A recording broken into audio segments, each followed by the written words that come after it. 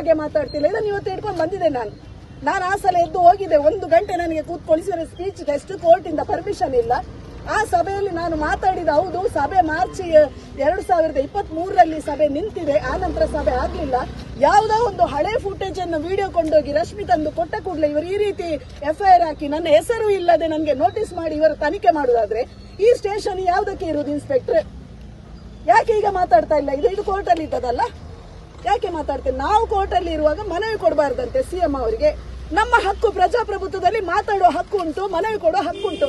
ಅದನ್ನು ಯಾವ ಸ್ಟೇಷನ್ ಇನ್ಸ್ಪೆಕ್ಟರ್ಗೆ ನಿಲ್ಲಿಸಲಿಕ್ಕೆ ತಾಕತ್ತುಂಟಾ? ಹಾಕ್ಲಿ ಅಲ್ಲ ನಮ್ದು.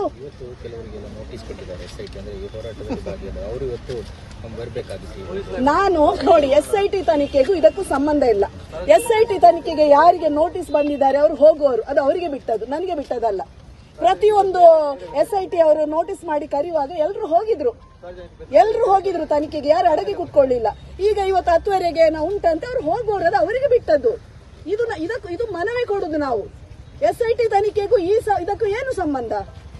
ನಮ್ಮ ಮೇಲೆ ಸುಳ್ಳು ಕೇಸ್ ಹಾಕುವುದಕ್ಕೆ ನಾವು ಮನವಿಯನ್ನು ಕೊಡ್ಲಿಕ್ಕೆ ಬರ್ತಾ ಇದ್ದೇವೆ. ಸರ್ಕಾರ ನೋಡ್ಲಿ ಕಾರ್ಯಾಂಗ ವ್ಯವಸ್ಥೆ ಏನು ಮಾಡ್ತಾ ಇದೆ ಅಂತ. ಅದಕ್ಕೂ ಇದಕ್ಕೆ ಏನು ಸಂಬಂಧ? ಅವರನ್ನು ನೋಟಿಸ್ ಮಾಡಿದೀರಾ, ಅವರು ಬರದಿದ್ರೆ ಆಕ್ಷನ್ ತಗೊಳ್ತಾರೆ SIT ಅವರು. SIT ಅವರಿಗೆ ಈ ಇಲಾಖೆಗೆ ಏನು ಸಂಬಂಧ? ಅವ್ರು ನೋಡ್ಕೊಳ್ತಾರಲ್ಲ, ಇದಾರಲ್ಲ ಅವರು ಅಧಿಕಾರಿಗಳು ಇದ್ದಾರಲ್ಲ. ನಾನು SITಗೆ ಹೋಗಿದ್ದಲ್ಲ ಸಲ ಕಂಪ್ಲೇಂಟ್ ಕೊಡ್ಲಿಕ್ಕೆ, ನೋಡ್ಕೊಳ್ತಾರೆ ಏನು ಅಂತ. ಅದಕ್ಕೂ ಇದಕ್ಕೆ ಏನು ಸಂಬಂಧ? ನಾವೇನು SIT ತನಿಖೆ ನಿಲ್ಲಿಸಿ ಅಂತ ನಾವು ಹೇಳಿದ?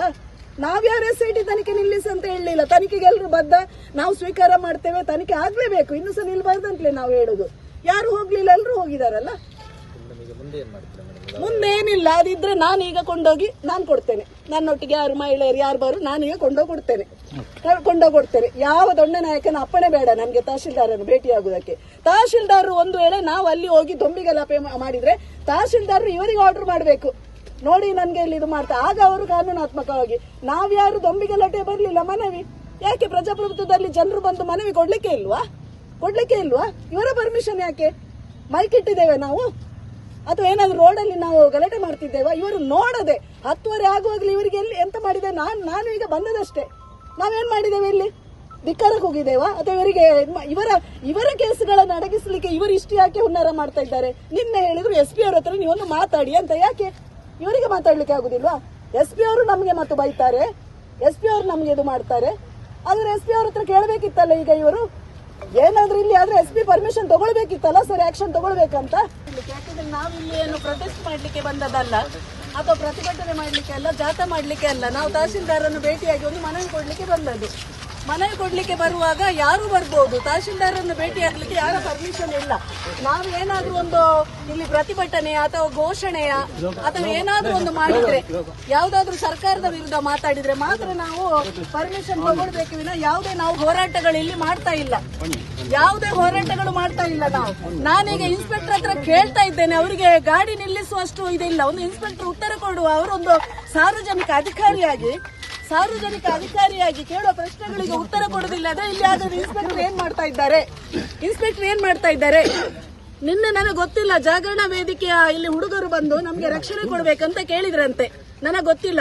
ರಕ್ಷಣೆ ಕೊಡ್ಬೇಕಂತ ಕೇಳಿದಾಗ ಇನ್ಸ್ಪೆಕ್ಟರ್ ಹೇಳಿದ್ರಂತೆ, ನೀವು ಅದರ ವಿಷಯದಲ್ಲಿ ಮನವಿ ಕೊಡುದಾದ್ರೆ ನಾವು ಕಾನೂನಾತ್ಮಕವಾಗಿ ಆಕ್ಷನ್ ತಗೊಳ್ಬೇಕಾಗ್ತದೆ, ಕೋರ್ಟ್ ಅಲ್ಲಿರುವಾಗ ನೀವು ಮನವಿ ಕೊಡಬಾರದು. ನನಗೆ ಗೊತ್ತಿಲ್ಲ. ಯಾವುದೇ ಮಹೇಶಣ್ಣನ ಮೇಲೆ ಕೇಸ್ ಹಾಕಿದಕ್ಕೆ ಸುಳ್ಳು ಕೇಸ್ ಹಾಕಿದ್ದಾರೆ ಅಂತ ನಾವು ಒಂದು ತಹಶೀಲ್ದಾರರ ಮೂಲಕ ಒಂದು ಮನವಿ ಕೊಟ್ಟು ಸರ್ಕಾರಕ್ಕೆ ಹೇಳಲಿಕ್ಕೆ ಹೊರಟಿದ್ದೇವೆ.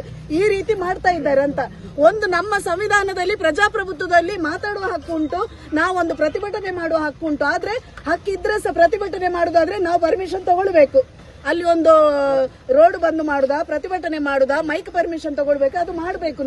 ನಾವು ಅದು ಮಾಡ್ತಾ ಇಲ್ಲ. ನಾವೇನ್ ಮಾಡುದು? ಇಲ್ಲಿ ಕೇವಲ ತಹಶೀಲ್ದಾರರಿಗೆ ಒಂದು ಮನವಿ ಕೊಡ್ಲಿಕ್ಕೆ ನಮ್ಮ ಇದು.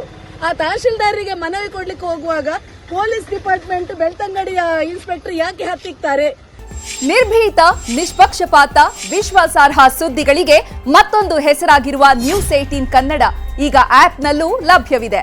ದಯವಿಟ್ಟು ಇಲ್ಲಿರುವ QR ಕೋಡ್ ಅನ್ನು ಸ್ಕ್ಯಾನ್ ಮಾಡಿಕೊಂಡು ಆಪ್ ಡೌನ್ಲೋಡ್ ಮಾಡೋದಕ್ಕೆ ಮರಿಬೇಡಿ. ನಿಮ್ಮ ಬೆಂಬಲ ಹೀಗೆ ಸದಾ ನಮ್ಮೊಂದಿಗಿರಲಿ. ಧನ್ಯವಾದ.